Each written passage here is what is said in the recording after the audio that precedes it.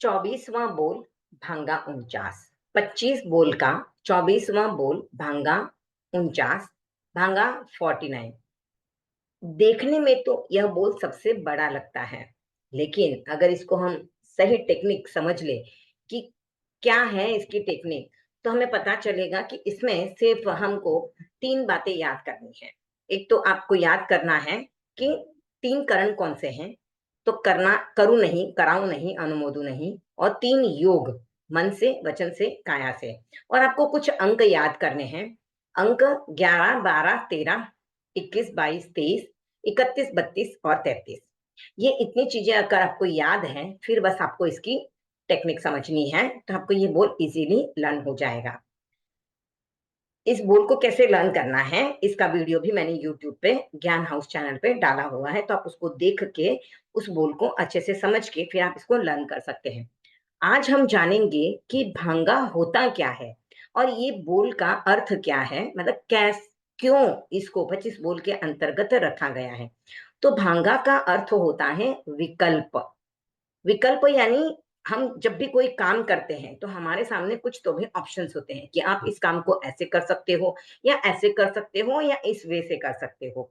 तो ये जो विकल्प होते हैं, ये विकल्प अर्थात ही भांगा है। तो यहाँ पर भी इस बोल में ये बताया गया है कि श्रावक अगर त्याग करता है तो वह त्याग करने का उसका क्रम कैसा हो सकता है, उसकी कोटि कितनी हो सकती है और उसके पास कितने विकल्प हैं।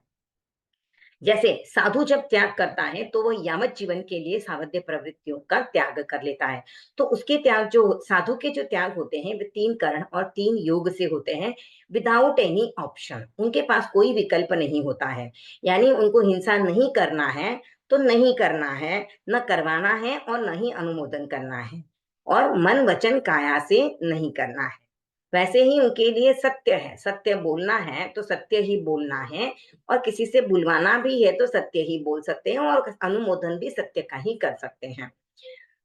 तो वैसे ही पांचों महाव्रतों का उनकी बात आती है, लेकिन श्रावक इस तरह का त्याग नहीं कर सकता है, क्योंकि उसमें वह अपने में इतनी क्षमता नहीं पाता है। तो इसीलिए वह अनुव्रत रूपी त्याग करता है, या श्रावक के 12 व्रतों को स्वीकार करता है। तो जब वह ये व्रत स्वीकार करता है तो उसके त्याग में विकल्प होते हैं, ऑप्शंस होते हैं, साथ ही वह आगार भी रखता है। तो जब वह त्याग करता है तो क्या करता है, तो उसमें उसको ये जो है त्याग करने के 9 मार्ग इसमें बताए गए हैं। ऐसे भांगा तो 49 है, लेकिन ये अगर हम देखें तो मेन रूप में 9 मार्ग बताए गए हैं, यानी 9 प्रकार से हम त्याग लेते हैं। तो हम सबसे पहले समझेंगे कि हम त्याग लेते हैं तो कैसे लेते हैं। तो उसके लिए पहले तो हम जानते हैं कि क्या सही है, क्या गलत है, क्या हमें करना चाहिए, क्या नहीं करना चाहिए। तो हमारी बुद्धि यानी हमारी प्रज्ञा जो होती है, वह 2 प्रकार की होती है, ज्ञ प्रज्ञा और प्रत्याख्यान प्रज्ञा। तो ज्ञ प्रज्ञा से हम पहले जानते हैं कि पदार्थ क्या है, कौन सा पदार्थ सही है, कौन सा तत्व सही है, कौन सा पदार्थ हमें करना चाहिए, कौन सा पदार्थ हमें नहीं करना चाहिए, या क्या काम हमें करना चाहिए, क्या नहीं करना चाहिए। तो इन सब बातों को हम जब जानते हैं, उनका स्वरूप जानते हैं, तो हम जीव, अजीव, पुण्य, पाप, आश्रम, संवर, निर्जरा, बंध और मोक्ष, इन सबको जानते हैं। और उसके बाद फिर प्रत्याख्यान किया जाता है।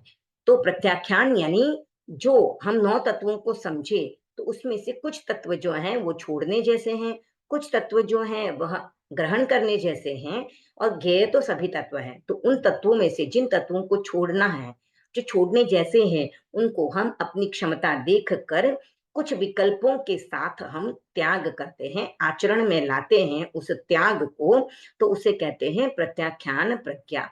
तो पहले ज्ञ प्रज्ञा के द्वारा हम पदार्थों या तत्वों के स्वरूप को जानते हैं। हे ये क्या है, उपादेय क्या है, अच्छा क्या है, बुरा क्या है, सही क्या है, गलत क्या है, यह जानकर फिर अपनी विवेक बुद्धि लगाकर हम उसमें त्याग करते हैं।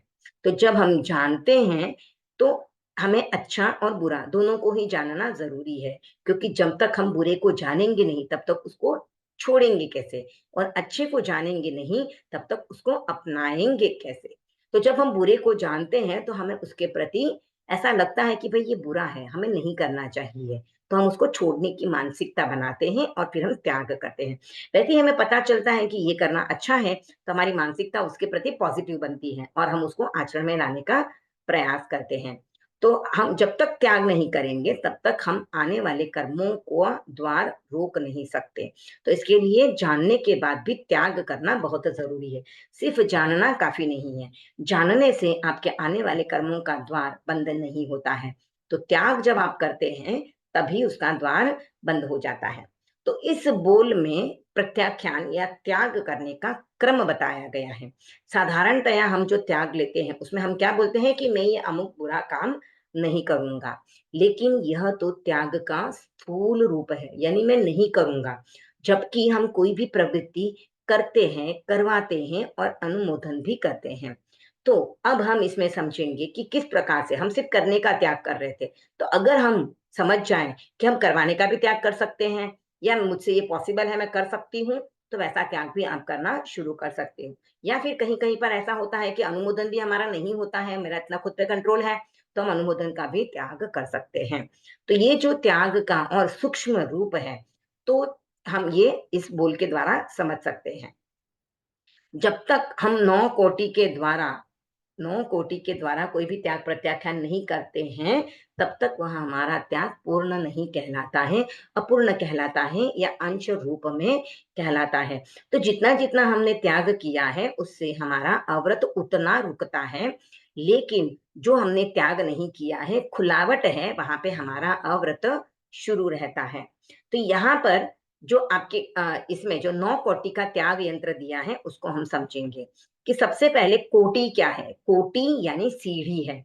तो हम समझे कि हम जब त्याग लेते हैं तो हम 9 सीढ़ियों तक त्याग ले सकते हैं या 9 प्रकार से हम त्याग कर सकते हैं। तो जो स्थूल रूप से अब तक हम त्याग करते आए हैं वह त्याग हमारा 1 कोटि का होता है, कि जैसे मैंने अभी त्याग किया कि 1 घंटे तक मेरे चारों आहार के सुखे समाधि त्याग है। तो मैंने क्या किया कि 1 घंटे तक मैं कुछ भी खाऊंगी नहीं, मैं कुछ भी नहीं पीऊंगी। लेकिन किसी को खाना देना है तो मैं दे सकती हूँ, खाना बना सकती हूँ, या मेरे लिए भी खाना बना के मैं रख सकती हूँ, या किसी को कह सकती हूँ मेरे लिए खाना बना के रख, मैं 1 घंटे के बाद खाऊंगी। तो मैं अनुमोदन भी कर रही हूँ, दूसरे से करवा के भी ले रही हूँ, दूसरों के लिए करवा भी रही हूँ, या कोई कर रहा है तो उसको गाइड भी कर रही हूँ। तो ये मेरे सब त्याग खुले हूँ, ये मेरे सब जो क्रियाएं हैं ये खुली है। बस कौन सी क्रिया बंद है कि मैं मेरे शरीर से खाऊंगी नहीं, पीऊंगी नहीं। तो ये मेरा स्थूल रूप का त्याग है जो 1 कोटि का त्याग होता है। तो ये तब पहला त्याग जो होता है वो कैसे होता है? 1 कोटि का त्याग करूँ नहीं काया से। तो जब भी हम इस त्याग के कोटि की शुरुआत करते हैं तो करूँ नहीं से शुरुआत होती है और सबसे पहले काया आती है, उसके बाद आएगा वचन, उसके बाद आएगा मन। तो 1 कोटि का त्याग में आएगा करूँ नहीं काया से।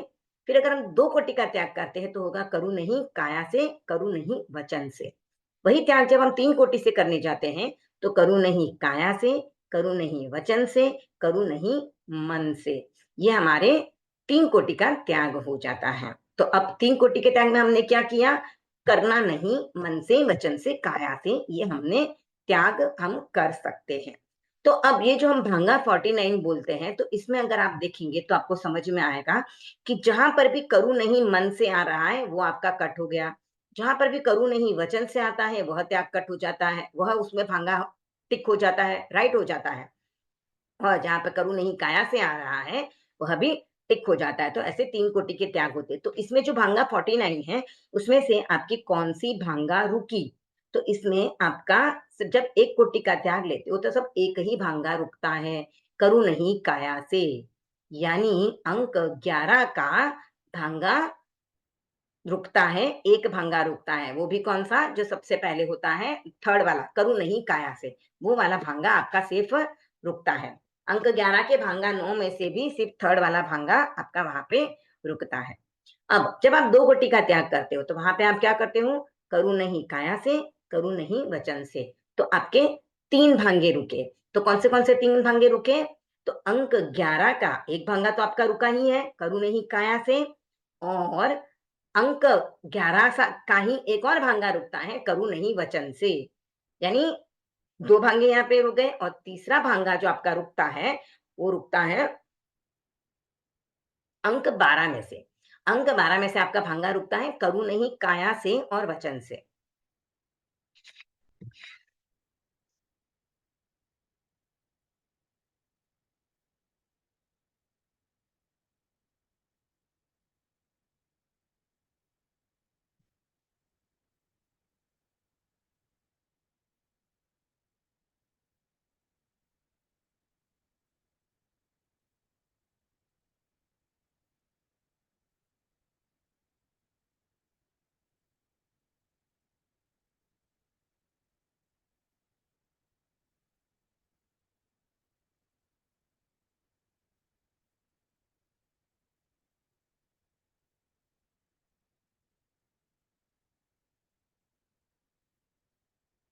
जब आप एक कोटि का त्याग करते हो तो अंक 11 का आपका तीसरा भांगा रुकता है करु नहीं काया से।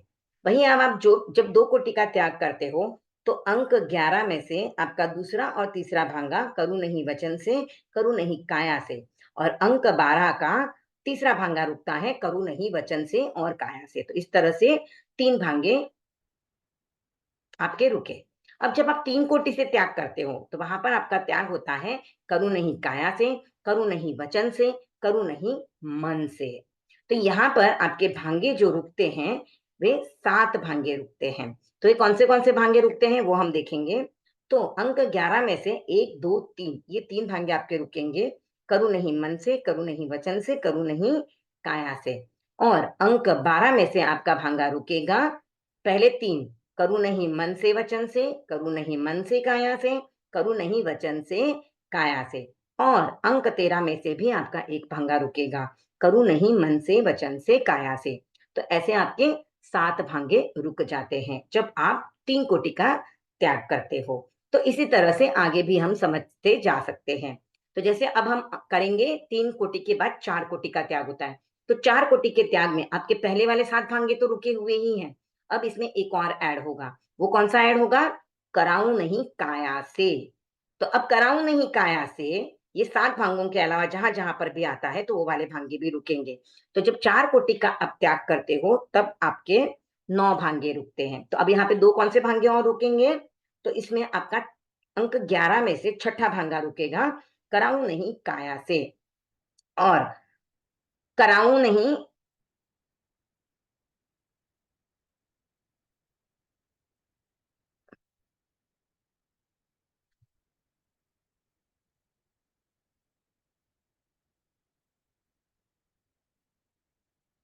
हाँ, अंक 11 का एक और भांगा रुकेगा कराऊं नहीं काया से। और अब अंक 21 भी शुरू हो जाएगा।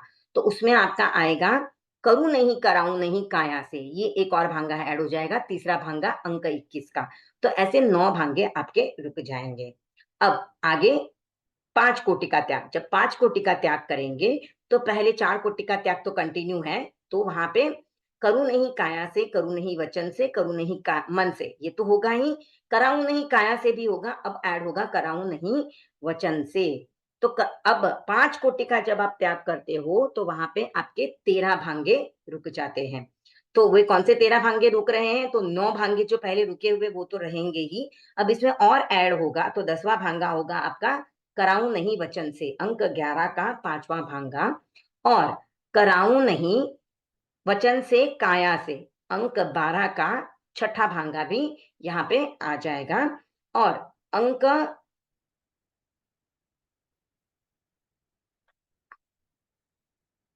और अंक 21 में से और एक भांगा ऐड हो जाएगा करूं नहीं कराऊं नहीं वचन से, ये यहाँ पे ऐड हो जाएगा।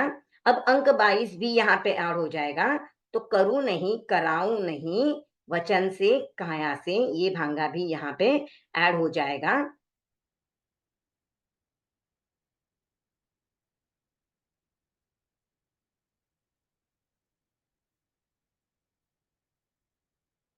तो करूं नहीं कराऊं नहीं वचन से काया से, ये भांगा भी यहाँ पर ऐड हो गया।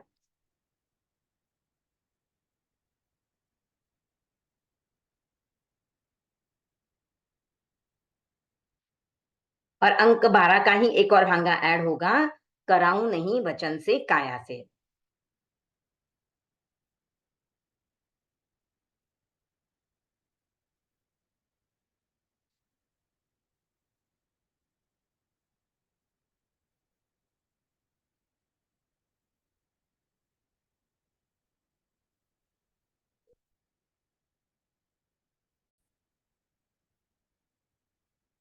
5 कोटि का त्याग करते हैं तब 13 भांगे रुकते हैं।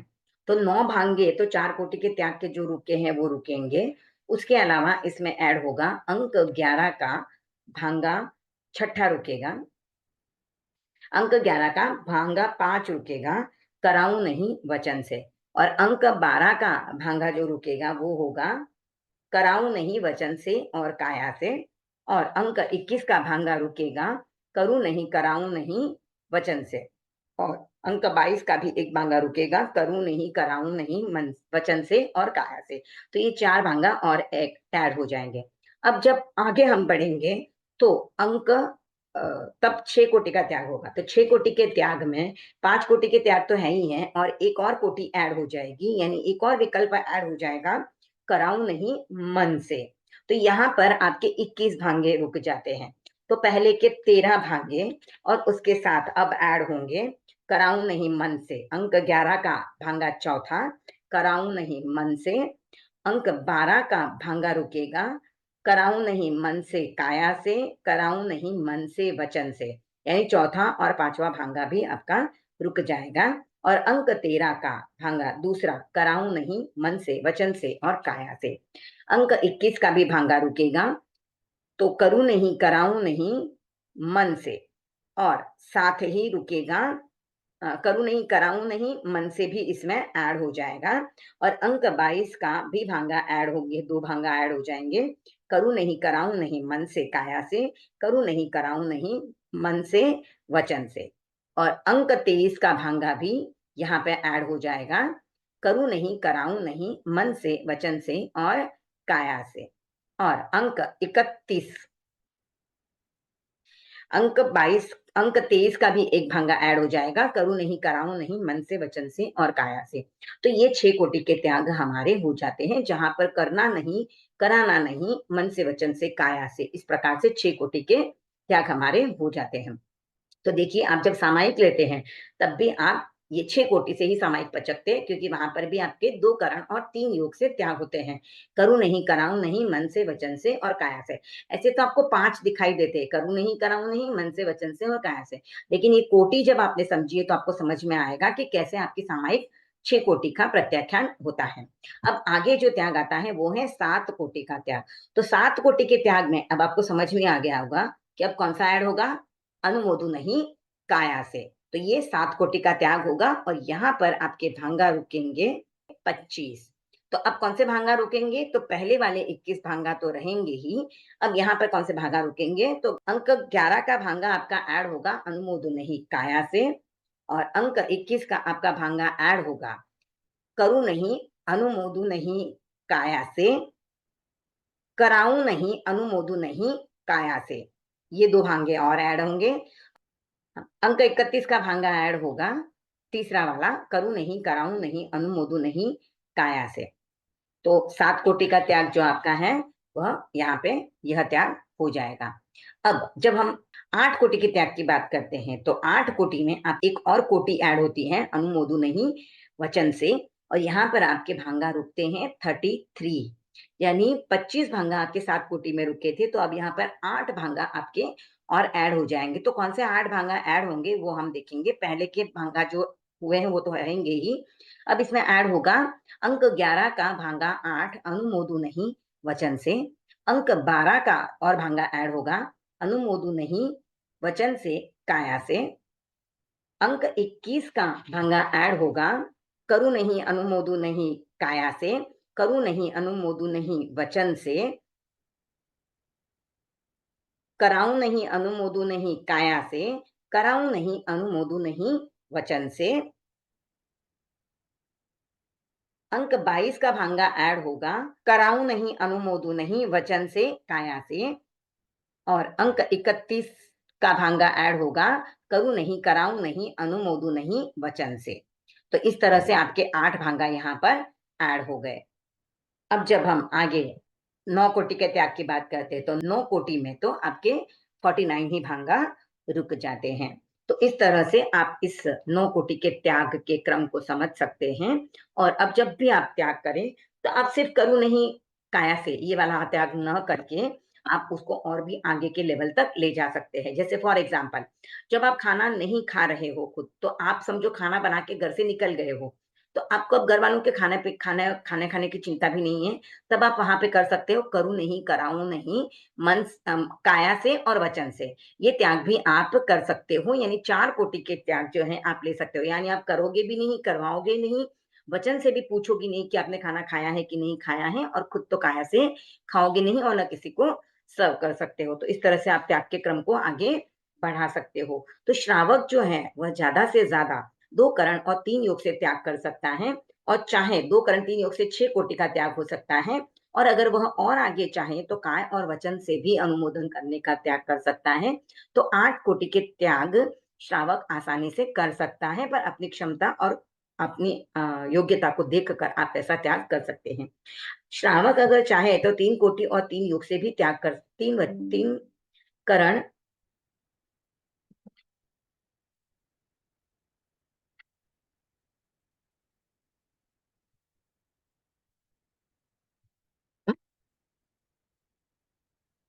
अब आप कहोगे कि क्यों, मैं अगर मन से अनुमोदन भी नहीं करूं तो मेरे 9 कोटि के त्याग भी तो हो सकते हैं, लेकिन आपके वे 9 कोटि के त्याग साधु के 9 कोटि के त्याग की बराबरी कभी भी किसी भी हालत में नहीं कर सकते हैं, क्योंकि साधु ने पूर्ण रूप से 3 करण और 3 योग से त्याग किए हुए हैं। हम अगर 3 करण और 3 योग से त्याग कर भी लेंगे तो भी हमारे कहीं ना कहीं प्रवृत्ति चालू है। जैसे बैंक में हमारा इंटरेस्ट आता रहता है, किसी को हमने घर किराए पे दिया हुआ है तो उसका इंटरेस्ट हमारे आता रहता है, हमारे लिए कहीं ना कोई क्रिया बन रही है, क्योंकि हम पूरी तरह से व्रत में नहीं है।